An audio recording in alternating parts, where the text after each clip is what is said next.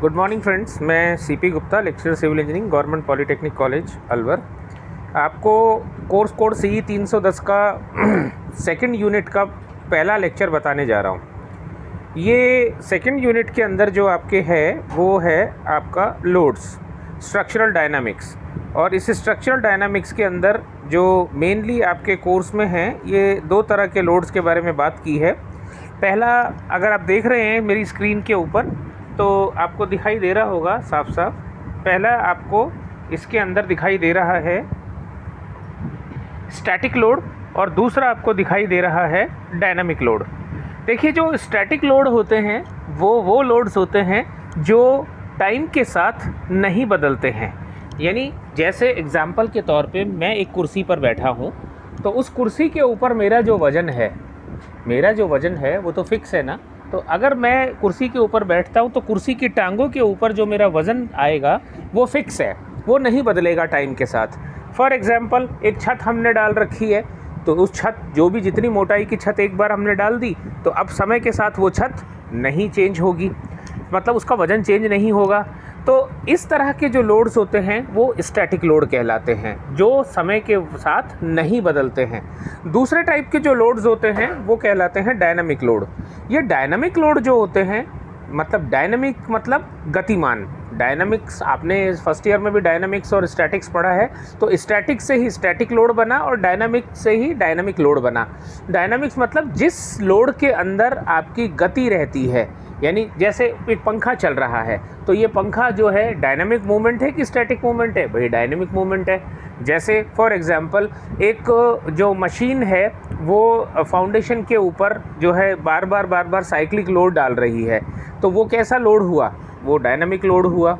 जैसे अर्थक्वेक जो है वो बिल्डिंग को हिलाती है, तो ये कैसा लोड हुआ? ये डायनामिक लोड हुआ। अब ये डायनामिक लोड भी दो तरह के होते हैं, एक होता है पीरियोडिक, एक होता है नॉन पीरियोडिक या रैंडम। देखिए, पीरियोडिक और नॉन पीरियोडिक बड़ा आसान है समझना। फॉर एग्जांपल कि अगर मान लीजिए एक पंखा घूम रहा है और वो पंखा कट कट की आवाज़ कर रहा है, तो आप एक चीज़ नोट करिए, वो कट की आवाज़ जब एक चक्कर पूरा करके किसी जगह से टकराता है तभी वो कट की आवाज़ आती है। तो जब वो पंखा चलेगा तब वो आपको पंखा किस तरह से चलता है, यानी जो आवाज़ आएगी वो किस तरह से आएगी? Cut cut cut cut cut cut cut cut cut cut cut cut cut, यानी जो कट और पहला कट और दूसरा कट की आवाज़ के बीच का जो गैप होगा वो लगभग बराबर होगा।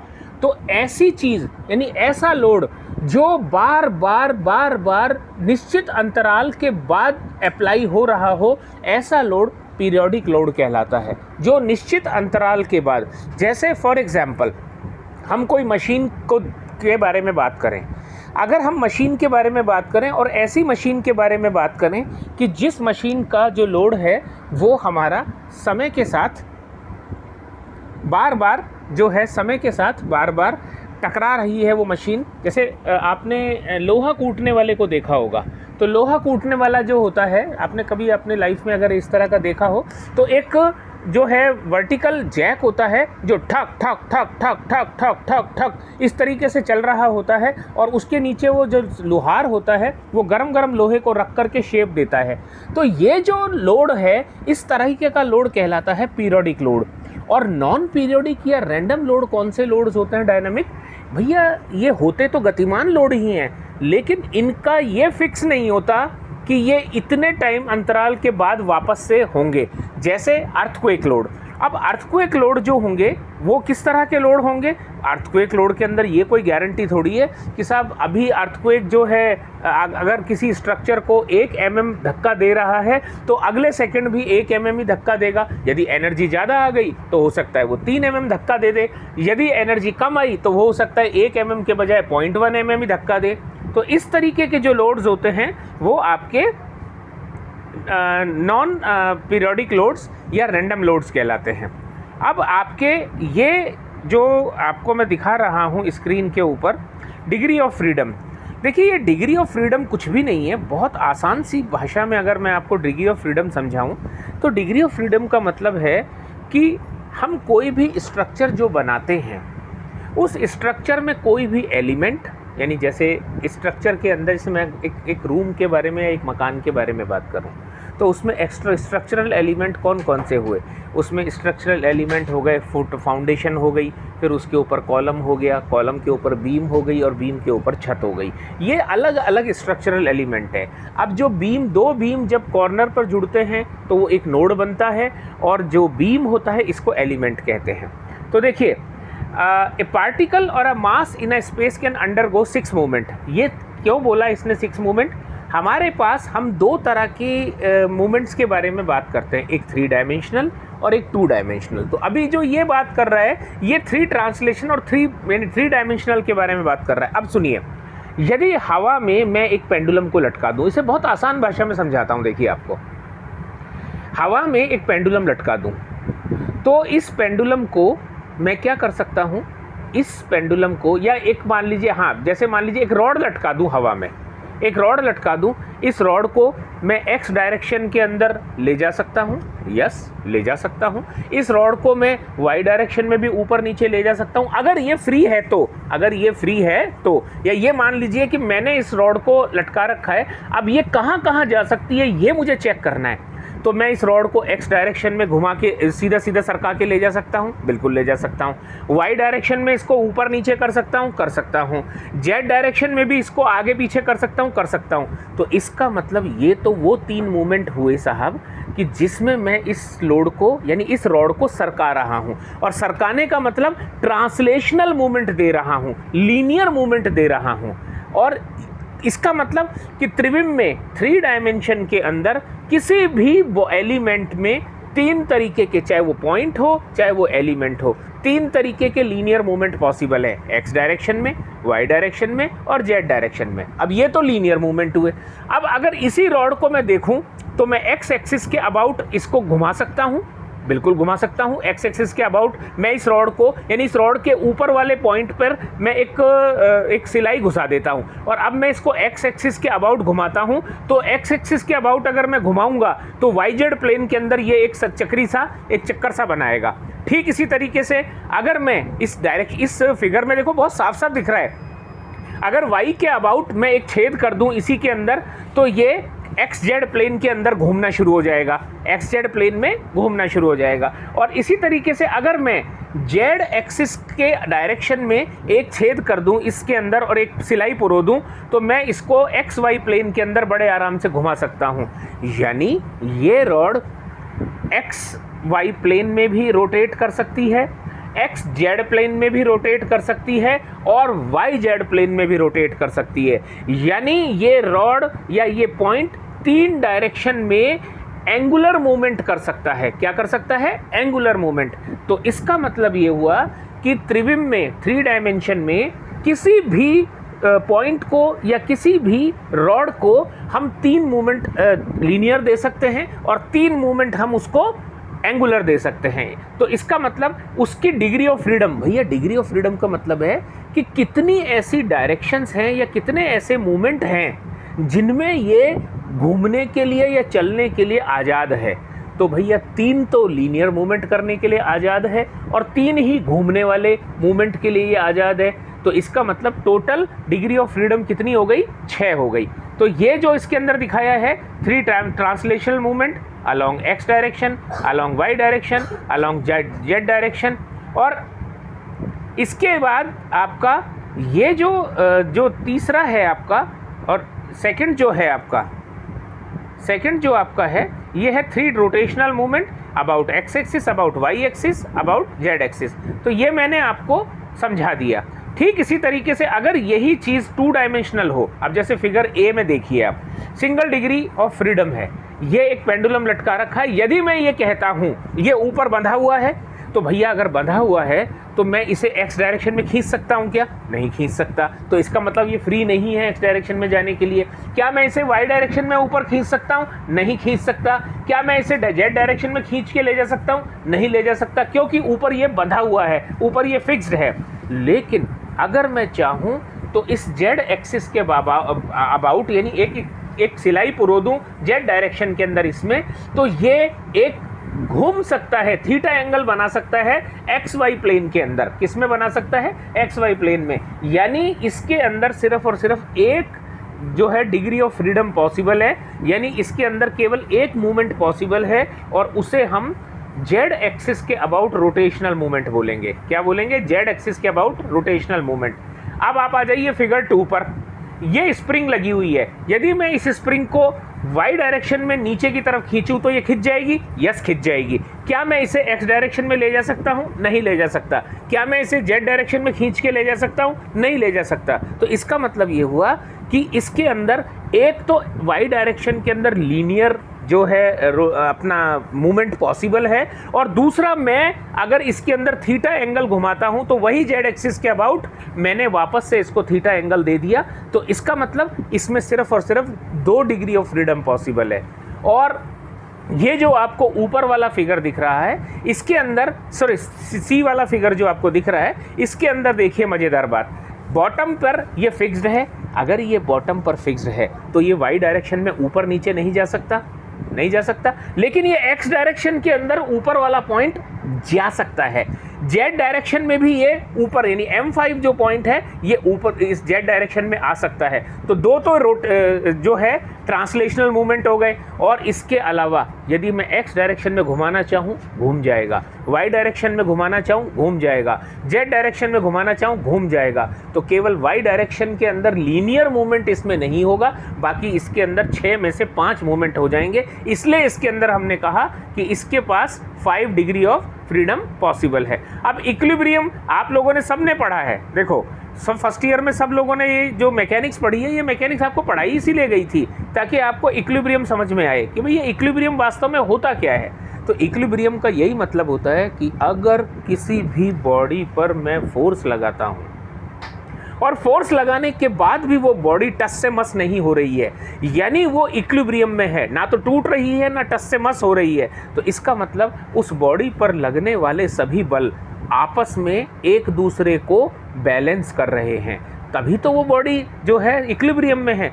तो इक्विलिब्रियम का रूल कहता है कि अगर त्रिविम में इक्विलिब्रियम की बात करें तो एक्स डायरेक्शन में लगने वाले सभी बलों का बीजीय योग 0 होना चाहिए, वाई डायरेक्शन में लगने वाले सभी बलों का बीजीय योग 0 होना चाहिए, जेड डायरेक्शन के अंदर लगने वाले सभी फोर्सेस का एल्जेब्रिक सम 0 होना चाहिए, और इसी तरीके से एक्स डायरेक्शन के अंदर सारे जितने भी मोमेंट काम कर रहे हैं, याद रख करिए मैंने आपको बताया था कि घुमाने के लिए दुनिया में केवल और केवल एक ही फोर्स जिम्मेदार है, और वो है मोमेंट। अगर मोमेंट नहीं है तो आप दुनिया की कोई भी ताकत लगा लीजिए, आप किसी बॉडी को घुमा नहीं सकते हैं। तो इसका मतलब अगर x के अबाउट कोई बॉडी नहीं घूम रही है तो x डायरेक्शन के अबाउट जितने भी मोमेंट लग रहे हैं उन सब का एल्जेब्रिक सम यानी बीजीय योग 0 होना चाहिए। ठीक इसी तरीके से y डायरेक्शन और z डायरेक्शन के अंदर भी बीजीय योग 0 होना चाहिए। तो ये हमारे पास हमारा इक्विलिब्रियम की स्थिति होती है। और फंडामेंटल नेचुरल पीरियड ये आपका लास्ट टॉपिक है इसका। तो देखिए फंडामेंटल नेचुरल पीरियड क्या होता है। ये फंडामेंटल नेचुरल पीरियड बड़ी इंटरेस्टिंग सी चीज़ है। जैसे मान लीजिए इस फिगर को देखिए आप अगर इस फिगर को देखेंगे ध्यान से तो ये फिगर, इसके अंदर आपको एक वेव दिखाई है। इस वेव में आपको क्या मज़ेदार बात दिखाई है, इस वेव में एम्पलीट्यूड दिखाया है। एम्पलीट्यूड बोलते हैं टॉप और बॉटम के एक्सट्रीम पॉइंट्स को, यानी जो सबसे ऊपर पॉइंट है जो सबसे नीचे पॉइंट है, यानी इस हॉरिजॉन्टल लाइन के कितना ऊपर गई वेव और कितना नीचे आई, इसको एम्पलीट्यूड कहते हैं। और याद करिए अर्थक्वेक में मैंने आपको एक बड़ी मज़ेदार बात बताई थी, जब मैंने आपको सीस्मोग्राफ बताया था, तो सीस्मोग्राफ के अंदर मैंने आपको ये बताया था कि जो हमारी जितने बड़े एम्पलीट्यूड की वेव होती है, इसका मतलब मैग्नीट्यूड यानी एनर्जी उतनी ही ज़्यादा निकली है। अब फंडामेंटल नेचुरल पीरियड क्या होता है, ये देखिए इस सेकंड फिगर के अंदर आपको क्या दिखाई दे रहा है। एक आपको मैंने एक पेंडुलम वर्टिकल खड़ा कर रखा है जिसका M नाम दे दिया सर्किल में। इसे मैं लेफ़्ट में लेके गया, इसे मैंने लेफ़्ट में ले जाकर छोड़ा, तो यहाँ से पहले ये राइट की तरफ गया और राइट से वापस अपनी ओरिजिनल पोजीशन यानी लेफ्ट में आया। यहाँ से जाकर के वापस आने तक का जो टाइम सेकंड्स में लगता है, इस टाइम को हम फंडामेंटल नेचुरल पीरियड कहते हैं। और अब आप सोच रहे होंगे कि ये सिविल इंजीनियरिंग के अंदर अर्थक्वेक के पॉइंट ऑफ व्यू से हमारे लिए क्यों इम्पोर्टेंट है, क्यों एक्चुअली हम इसको पढ़ रहे हैं। तो मैं साहब आपको बताता हूँ कि जो फंडामेंटल नेचुरल पीरियड है, वो फंडामेंटल नेचुरल पीरियड ये कहता है कि अगर कोई भी स्ट्रक्चर, मान लीजिए 20 माले की कोई स्ट्रक्चर है, इस 20 माले की स्ट्रक्चर में अर्थक्वेक बल लगाता है, और अर्थक्वेक जो बल लगाता है तो अर्थक्वेक क्या करेगा, अर्थक्वेक हमारा बिल्डिंग को सरकाएगा मतलब स्वे देगा। ठीक इसी तरीके से जैसे ये आपको दिख रहा है, अर्थक्वेक हमारी बिल्डिंग को ऐसे ही इस तरीके से धक्का देगा, और धक्का देने के बाद अब चूंकि बिल्डिंग जब धक्का लगेगा अर्थक्वेक के कारण, तो बिल्डिंग ऐसे ही जाएगी जैसे ये इस डैश लाइन दिखा रखी है एम वाले की साइकिल के अंदर, जो आपको एक पूरा का पूरा मूवमेंट दिखा रखा है। तो अब स्ट्रक्चर लेफ्ट में जाएगी, लेफ्ट में जाकर के ओरिजिनल पोजीशन एम पर आएगी, फिर वापस से राइट में जाएगी। क्यों जाएगी राइट में? इनर्शिया के कारण, क्योंकि इनर्शिया कहता है कि जो वस्तु गतिमान है वो गतिमान रहना चाहती है, और जो वस्तु स्थिर है वो स्थिर रहना चाहती है। तो एक बार अगर मैंने इसको गति में ले आया तो भैया लेफ्ट से जाकर के राइट में जाएगी, राइट से जाकर वापस लेफ्ट में आएगी।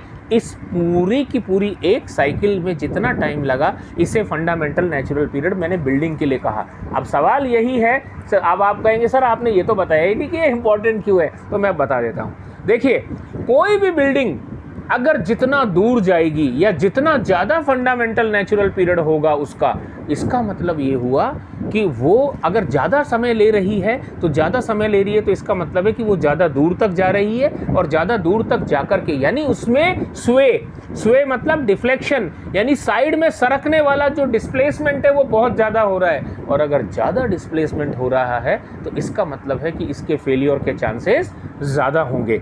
इसलिए हमारे लिए किसी भी बिल्डिंग में फंडामेंटल नेचुरल पीरियड मायने रखता है। अब ये फंडामेंटल नेचुरल पीरियड जो है ये हमारा दो चीज़ों पर डिपेंड करता है। पहला, बिल्डिंग की फ्लेक्सिबिलिटी। याद करिए कल के लेक्चर में मैंने आपको ये पढ़ाया था कि फ्लेक्सिबिलिटी क्या होती है। मैंने कहा था कि फ्लेक्सिबिलिटी का सीधा सा मतलब है कि अगर मैं किसी भी structural element per unit force लगाऊं, तो यूनिट फोर्स लगाने के कारण वो कितना डिफ्लेक्ट होती है, कितना स्वे करती है, कितना डिस्प्लेसमेंट होता है, ये बात बताती है कि वो कितनी फ्लेक्सिबिलिटी है उसकी। जितना ज़्यादा डिस्प्लेस हो जाएगी, इसका मतलब उतनी ही ज़्यादा वो फ्लेक्सिबल है। और फ्लेक्सिबिलिटी और स्टिफनेस एक दूसरे के उल्टे होता है। तो बिल्डिंग की फ्लेक्सिबिलिटी जो है, if the building is flexible, flexible है मतलब कि बिल्डिंग आराम से यूनिट फोर्स लगाने के कारण ज़्यादा दूर तक जा सकती है। तो अगर building is flexible then movement is larger, that means the time taken for completing one cycle of oscillation. Oscillation क्या बोलते हैं? एक जगह से दूसरी जगह जाकर के वापस पुरानी स्थिति में आने को ऑसिलेशन बोलते हैं। Will be more and hence fundamental natural period will be higher. भैया समझ में आ गया? ज़्यादा फ्लेक्सिबल होगी। अब वही बांस का एग्जांपल ले लो। अगर एक बांस जो है, अपना एक बांस ले लेते हैं और एक बल्ली ले लेते हैं, बांस को हिलाते हैं तो बांस क्या करेगा कि ज़्यादा जो है लचीला है, ज़्यादा दूर तक जाएगा, ज़्यादा दूर तक जाकर के वापस अपनी ओरिजिनल पोजीशन में आएगा। तो इसके अंदर वो ज़्यादा समय लेगा। और जो बल्ली होगी, उसको बल्ली को जब हम झुकाएंगे सेम यूनिट फोर्स से, तो वो कम फ्लेक्सिबल होगी। तो इसका मतलब बल्ली का फंडामेंटल नेचुरल पीरियड कम होगा और बांस का फंडामेंटल नेचुरल पीरियड ज़्यादा होगा। सेकंड चीज़ जो हमारी फंडामेंटल नेचुरल पीरियड डिपेंड करती है, वो करती है मास पर। If the mass is more than longer is, अगर मास ज़्यादा हुआ तो इसका मतलब फंडामेंटल नेचुरल पीरियड भी ज़्यादा होगा। अब आप कहेंगे सर वो कैसे? अब मैं बताता हूँ। अगर मान लीजिए मैंने बांस को 5 mm स्वे दिया, तो 5 mm स्वे दे करके वापस वो अपनी ओरिजिनल पोजीशन में आएगा, फिर राइट साइड में 5 mm स्वे करके जाएगा, फिर वापस से ओरिजिनल पोजीशन में आएगा और वापस से लेफ्ट साइड में जहाँ से शुरू किया था वहाँ पहुँचेगा। भैया इसके अंदर जो टाइम वो लेगा, और एक इसी बल्ली को अगर मैं 5 mm सरकाऊँ, तो बल्ली चूँकि भारी है, मोटी है, तो बल्ली जो होगी वो भारी है, धीरे धीरे जाएगी, धीरे धीरे, यानी जितना ज़्यादा मास होगा वो उतना ही धीरे धीरे सरकेगा, और जितना धीरे धीरे सरकेगा तो वापस अपनी ओरिजिनल पोजीशन में आने में भी वो उतना ही ज़्यादा समय लेगा। तो इसका मतलब ये हुआ कि जो हमारी मास अगर किसी बिल्डिंग का ज़्यादा है तो इसका मतलब उसका फंडामेंटल नेचुरल पीरियड भी ज़्यादा होगा। In general taller buildings are more flexible. जो बड़ी बड़ी ऊंची 50-50 माले की बिल्डिंग्स होती हैं, 40 माले की बिल्डिंग्स होती हैं, उनका जो वो ज़्यादा फ्लेक्सिबल होती हैं and have larger mass, therefore a larger fundamental natural period. यानी जितनी ज़्यादा ऊंची बिल्डिंग होगी वो फ्लेक्सिबल मानी जाएगी, प्लस उसका मास भी ज़्यादा होगा। तो अगर बिल्डिंग ज़्यादा फ्लेक्सिबल है, बिल्डिंग का मास ज़्यादा है, तो मैंने अभी एक्सप्लेन किया आपको, उसका फंडामेंटल नेचुरल पीरियड भी ज़्यादा होगा। लेकिन दूसरी तरफ लो टू मीडियम राइज की जो बिल्डिंग्स हैं उनका फंडामेंटल नेचुरल पीरियड कम होगा। तो ये आज के लेक्चर के लिए बस इतना ही है, और ये आपकी सेकंड यूनिट ख़त्म हो जाती है इसके अंदर। Thank you very much.